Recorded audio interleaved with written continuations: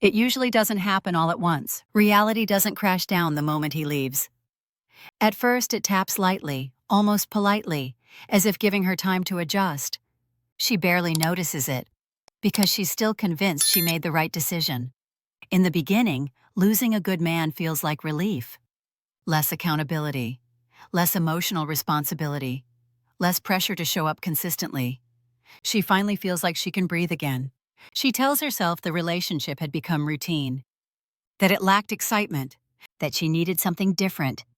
And in that moment, those thoughts feel true, because they protect her from doubt.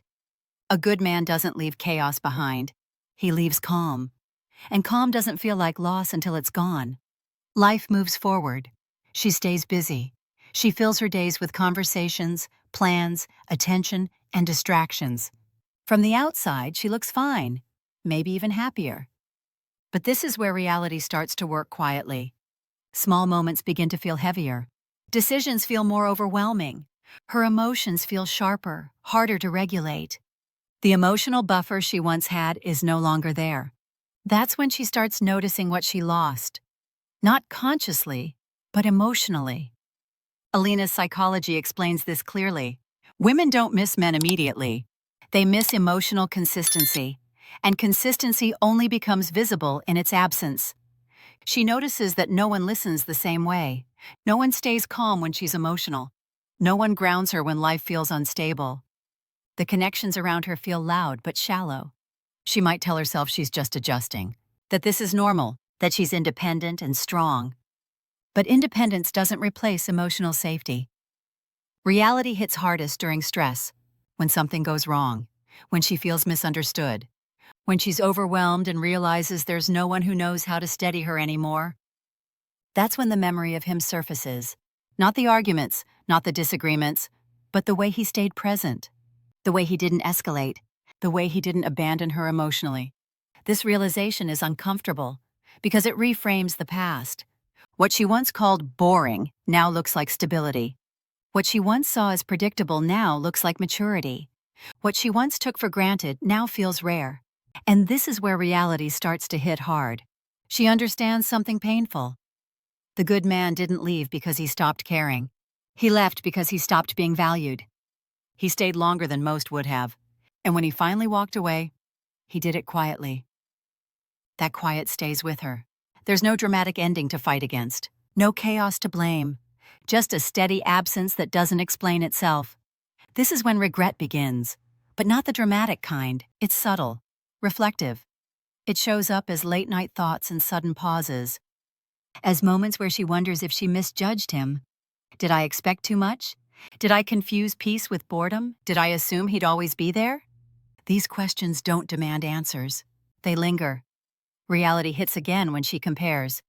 New attention feels exciting at first, but excitement fades quickly.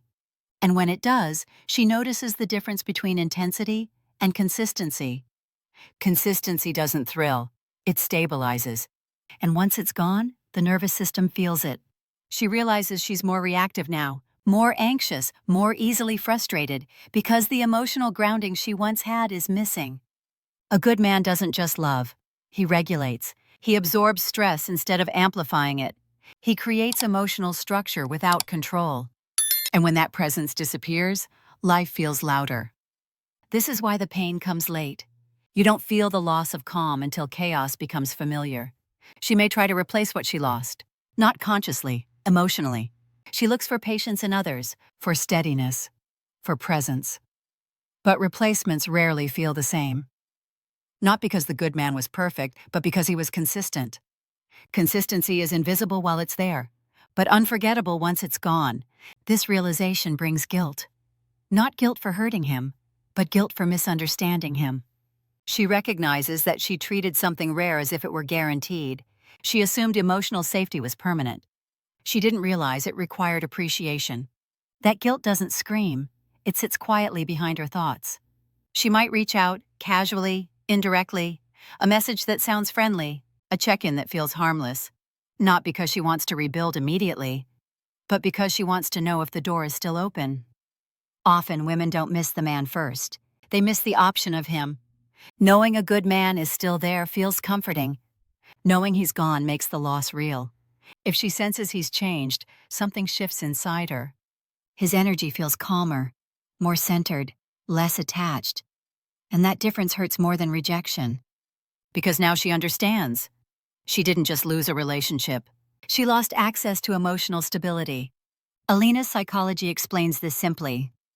Women regret losing good men not because of loneliness, but because good men raise a woman's emotional baseline.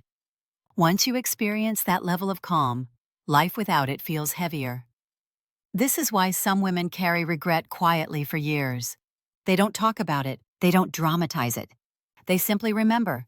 They remember during emotional overload, during unstable connections, during moments where everything feels unnecessarily hard.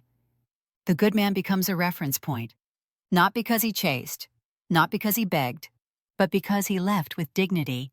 And dignity leaves a deeper imprint than desperation ever could. Reality doesn't hit when he leaves, it hits when she realizes life felt safer with him in it.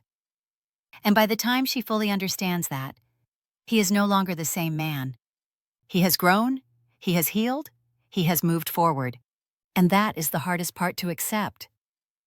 Not that she lost him, but that she lost the version of him who would have stayed. That's when reality truly hits hard.